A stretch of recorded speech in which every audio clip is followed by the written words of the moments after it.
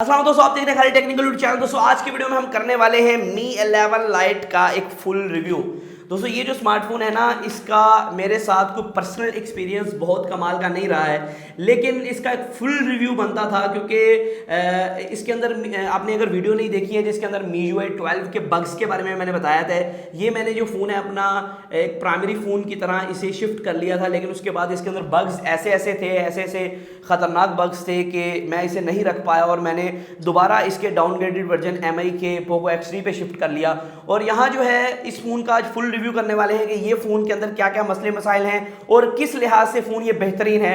Basically आज मैं आपको बताने वाला हूँ, अगर आप 44,000 खर्चना चाहते हैं, क्या इस फ़ोन पे खर्चना चाहिए या नहीं, क्या आपके पैसे ज़ाया तो नहीं हो रहे। दोस्तों वीडियो को स्टार्ट करने से पहले अगर आपने वीडियो को लाइक नहीं किया तो वीडियो को लाइक कर दें, कमेंट के अंदर बताइएगा कैसी क्वालिटी निकल के आ रही है और ये स्पाइडरमैन कैसा लग रहा है आपको। तू मेरा पुत्र छुट्टी का क्या। यहाँ दोस्तों अगर आपने चैनल को सब्सक्राइब नहीं किया तो चैनल को सब्सक्राइब कर लें, बेल नोटिफिकेशन दबा दें इसी तरह की लेटेस्ट टेक्नोलॉजी के रिलेटेड वीडियोस के लिए। दोस्तों सबसे पहले इसके डिस्प्ले के हवाले से बात करेंगे। 6.67 इंचेस का एक डिस्प्ले देखने को मिलता है जो कि 1080p प्लस रेजोल्यूशन के साथ आता है। मेन चीज ये है कि एक एमोलेड डिस्प्ले है, 90 हर्ट्ज का पैनल है, मतलब कि 90 हर्ट्ज के साथ आपको एमोलेड डिस्प्ले दिया गया 1080p प्लस रेजोल्यूशन के साथ आता है और गोरिल्ला ग्लास की 5 की प्रोडक्शन फ्रंट साइड पे आपको दी गई है और एक पंच होल है जो कि लेफ्ट साइड के ऊपर आपको दिया गया है जिसके अंदर आपको 16 मेगापिक्सल की सेल्फी देखने को मिलती है। दोस्तों ये जो मोबाइल फोन है स्पेशली उन लोगों के लिए डिजाइन किया गया है जिन्हें डिजाइन और कैमरा चाहिए। दोस्तों मैं पहले ही आपको क्लियर कर दूं, अगर आप इस फोन को परफॉर्मेंस के लिए लेना चाहते हैं तो ये परफॉर्मेंस सीकर्स के लिए नहीं है। इसके अंदर बहुत कमाल की परफॉर्मेंस नहीं दी गई है, इसके अंदर आप हाई एंड गेमिंग नहीं कर पाएंगे। दोस्तों ये उन लोगों के लिए है जो डिजाइन कॉन्शियस हैं, जो कैमरा कॉन्शियस हैं, जिन्हें कैमरा चाहिए, डिजाइन चाहिए, बाकी उन्हें किन चीजों से मतलब नहीं है। मैं मतलब डायरेक्ट बात करूंगा, मैं आपको धोखे में नहीं रखूंगा। दोस्तों ये जो स्मार्टफोन है ना, मैंने तकरीबन 15 दिन से 20 दिन इस्तेमाल किया है और इस फोन का पहली बात जो डिस्प्ले है ना वो मुझे काफी अच्छा लगा।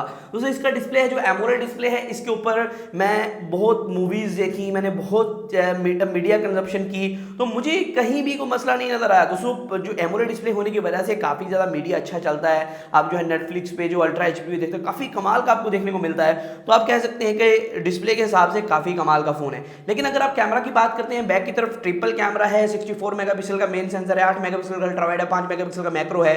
दोस्तों जो 64 मेगापिक्सल का मेन सेंसर है ना, उसके कैमरा शॉट्स काफी अच्छे निकल के आ रहे थे। तो थोड़ा सा ऑरेंज टोन नहीं आपको देखने को मिलती जो कि आपको Redmi Note 10 के अंदर देखने को मिली थी, वैसी टोन देखने को मिल रही थी और मुझे कैमरा रिजल्ट काफी अच्छा लग रहा था। लेकिन कहीं कहीं ये फेस को बिगाड़ रहा था, मतलब कि फेस ब्यूटी के नाम पे ना ये फेस टून्स को अजीब सा कर रहा था, जैसे आपको पीला यरकान हो गया इस तरह कुछ। लेकिन वो ज्यादातर पोर्ट्रेट में हो रहा था, पोर्ट्रेट के अलावा खींचेंगे वो अच्छा चल जाएगा। हाँ अगर इसकी अपडेट आती है उसमें सेट हो जाएगा, वो कोई मसला नहीं है, कोई कैमरे के अंदर फॉल्ट नहीं है, अंदर कोई उन्होंने माल्टा नहीं लगा दिया, तो दोस्तों या वो हल हो जाएगा, वो कोई इशू नहीं है। तो उसके अलावा दोस्तों अगर फ्रंट कैमरा की बात करें, फ्रंट सेल्फी भी काफी अच्छी आ रही थी। इसके अंदर इमेज स्टेबलाइजेशन का ऑप्शन देखने को मिल जाता है, 960 fps है जो कि 720p पे चलता है। तो कैमरा डिपार्टमेंट लिहाज से मैं इसे 10 आउट ऑफ 10 दूंगा, कैमरे के अंदर कोई भी मसला मसाइल नहीं था। लेकिन दोस्तों मसला कहाँ है इस फोन के अंदर, अगर आप किसी पॉइंट को देखते हैं जो कि नेगेटिव है, वो कौन सा है। दोस्तों इस फोन के अंदर आप गेमिंग नहीं कर सकते। दोस्तों अगर आप इस फोन पे गेमिंग करेंगे ना, वैसे तो 732G प्रोसेसर है, 6GB RAM, 128GB internal storage है, लेकिन दोस्तों जब आप गेमिंग करते हैं ना, आप आधा पौना घंटा गेमिंग करेंगे, फोन जो है वो फुली हीटअप हो जाता है। क्योंकि दोस्तों आप देखिए एक बात आप खुद समझदार है, एक फोन जो है वो स्लिम एंड स्लीक बनाया गया है, जिससे एक बहुत ही स्लिम डिवाइस बनाई गई है। उसको बनाया गया है कि डिजाइन उसका अच्छा हो, उसकी खूबसूरती बढ़े, लेकिन दोस्तों उसके अंदर प्रोसेसर लगाया है 732G। ये दोस्तों काफी पावरफुल चिपसेट है और जब पावरफुल चिपसेट चलता है तो वो गर्म तो हो गई, वो गर्म होगा तो मोबाइल को तो वो गर्म करेगा ही और इसकी बैक जो है वो काफी गर्म हो जाती है जब आप गेमिंग करते हैं। तो आप कह सकते हैं अगर आप इस पे गेमिंग करना चाहते हैं तो ये आपके लिए एक बेटर ऑप्शन नहीं है। आप 1 घंटा भी गेमिंग करेंगे तो 1 घंटे के बाद ये हीटअप होकर आपको FPS ड्रॉप देने शुरू हो जाएगा, जो कि गेमिंग के लिए एक बहुत अच्छी चीज़ नहीं है। तो मैं आपको कहूँगा अगर आप नॉर्मल यूज़र है ना, आपने बस यार कॉलेज सुननी है, आपने व्हाट्सएप चलानी है, आपने सोशल मीडिया चलानी है, आपको कैमरा डिज़ाइन और थोड़ी बहुत परफॉर्मेंस से मतलब है, तो आप ये फ़ोन को कंसीडर कर सकते हैं। काफ़ी कमाल का फ़ोन है। बस कुछ इसके बग्स हैं जो कि 1-2 महीना लग जाएगा मेरे ख्याल में क्लियर होने में। कुछ बग्स से जो सोशल मीडिया इस्तेमाल करने के दौरान मुझे आए, वो मैं वीडियो डेडिकेटेड बना दी, उसको आप जाके देख सकते हैं कौन कौन से बग्स इसके अंदर देखने को मिले।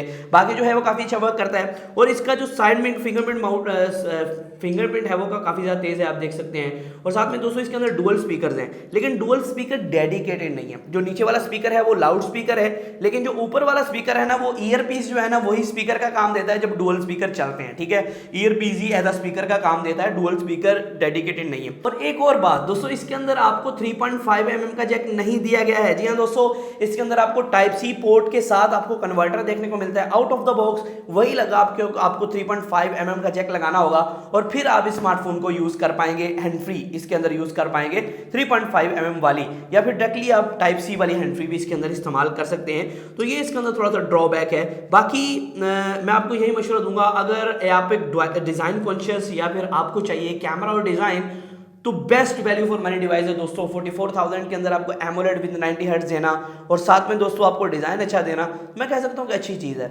लेकिन दोस्तों अगर आप एक और मशवरा है, अगर आप थोड़े से पैसे ज्यादा खर्च सकते हैं तो इससे ऊपर आपको Redmi का ही MI का ही Note 10 Pro देखने को मिलता है, जो कि इससे आपको एक थोड़ी सी अच्छी स्पेसिफिकेशन प्रोवाइड करेगा और ये बस वहाँ आपको डिज़ाइन थोड़ा कम देखने को मिलेगा। तो मैं 2 लाइनों में इस फ़ोन को बयान करूँ ना, इस फ़ोन के अंदर है डिज़ाइन और कैमरा।